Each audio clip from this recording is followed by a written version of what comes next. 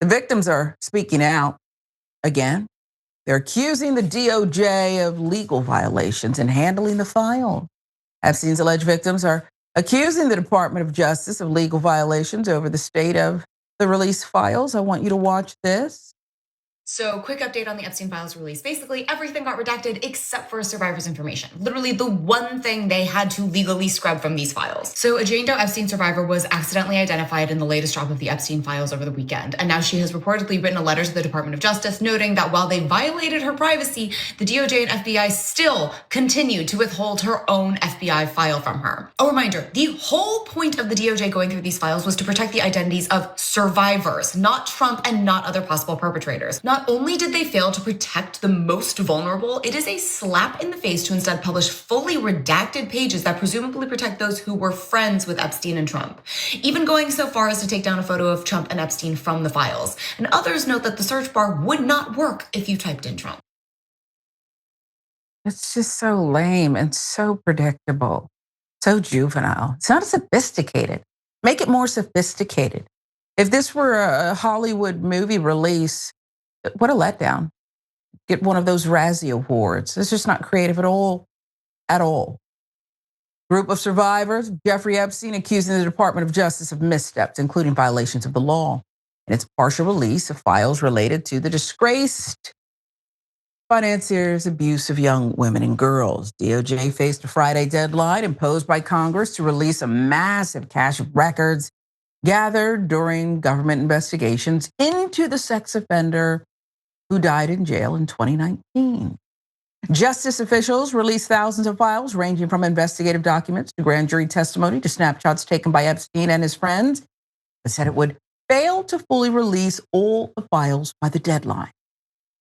Instead, the public received a fraction of the files, and what we received was riddled with abnormal and extreme redactions with no explanation.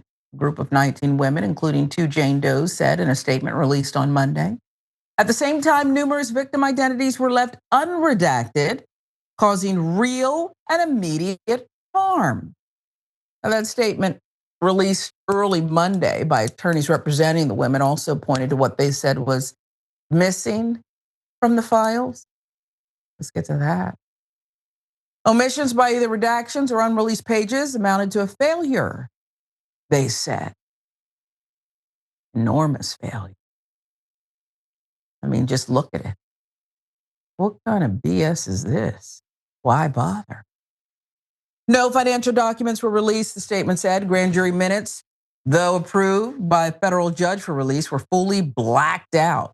Not the scattered redactions that might be expected to protect victim names, but 119 full pages blacked out. We're told that there are hundreds of thousands of pages of documents still unreleased. These are clear-cut violations of an unambiguous law, the statement added. Some documents disclosed on Friday with significant redactions were reposted early Saturday, with some or all of the redactions lifted, according to a review of the files by ABC News. The Deputy Attorney General, the one who did that cozy interview with Ghislaine Maxwell, Todd Blanche, said on social media on Friday, as the initial files were being released, that, quote, additional responsive materials will be produced as our review continues, consistent with the law and with protections for victims. The DOJ on Sunday released a similar statement, adding that reviews of the material would continue as we receive additional information.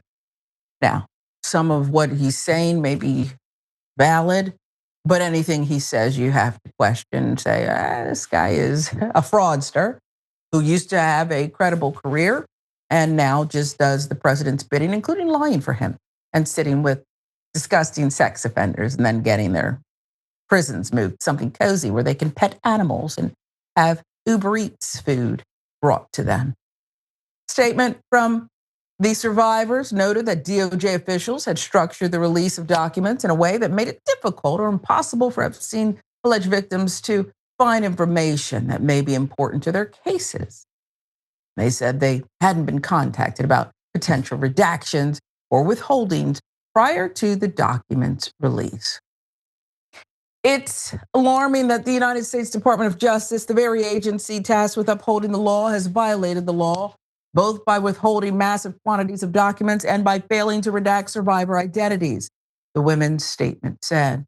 The women called for immediate oversight from Congress to ensure the Department of Justice fulfills its legal obligation. Separately on Sunday, Brittany Henderson and Brad Edwards, attorneys who represent more than 200 survivors of Epstein and his convicted co-conspirator, Ghislaine Maxwell, told ABC News that since the Epstein files were posted Friday, they had been hearing from clients who have seen their names or other identifying information unredacted. Documents in the DOJ disclosure. Henderson and Edwards said they had been working through the weekend with federal officials in New York and DC to take down documents containing personal information of alleged victims, many of whom have never had their names disclosed in any context connected to Epstein. DOJ officials said in a social media statement on Sunday afternoon they had received incoming from individuals alleging to be victims and their lawyers requesting that certain information be removed. Out of an abundance of caution, the material is temporarily removed for review and will be released again with appropriate redactions if legally required. If only they would have taken that approach when it comes to their boss's name. Because remember, there's no separation of power anymore, courts and the executive. Trump's calling the shots. Bondi's his personal attorney, and they're blowing it. They're blowing everything, and they're continuing to do presumably illegal acts. What say you, Yas? Uh, the fact that these redactions were done so badly and again with such incompetence is not surprising. But Trump had said several times, even before he was elected president in 2024, that he was wary of releasing the Epstein files because he didn't want people who were seen with Epstein but were otherwise innocent of any wrongdoing to have their reputations wrongfully maligned. And, it's very considerate coming from Trump, who rarely ever seems to think about anyone but himself. Hint, hint. But, not for nothing. Yeah, there were a lot of people who were seen with Epstein. Jeffrey Epstein was somebody who went out of his way to try and build relationships with people who he thought could be useful to him, powerful people, celebrities, people with a lot of money, whoever. So he did target a lot of people, but some people didn't actually end up having any kind of meaningful relationship with him. People can run into people at parties all the time. Maybe you end up in a photo together, but that doesn't necessarily mean that these people who are in photos with Epstein were actually complicit in or even aware of anything that Epstein has since been accused of. But the Epstein Transparency Act said that redactions based on reputation concerns are not allowed, right? That was explicitly stated that, just that is not grounds for redaction. So that whole point that Trump is continuing to try to make makes no sense. And again, like the whole point of these redactions in the first place was to protect the victims, not the perpetrators, not those associated in any way other than victimization with Epstein.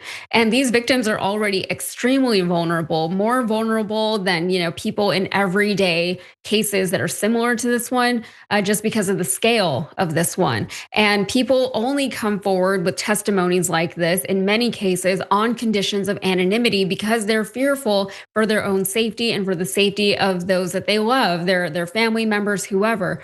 This isn't just a problem within the context of this story. This is a problem for journalism in general. And it's a problem for victims who want to come forward and report on crimes, on things that have been done to them and against them, who might now think twice about doing so. This is a problem not just for journalism, but also for criminal justice in this country. Yeah, it is. And it's to me, I'd go a step further. It's not just a problem, it's a warning shot. Yeah. It's a you better behave, you better steer clear, you better disappear, go away, because you're not going to get justice. And what you may get is a whole lot of grief or worse. I honestly believe that that is what they are telling these victims, survivors, these survivors.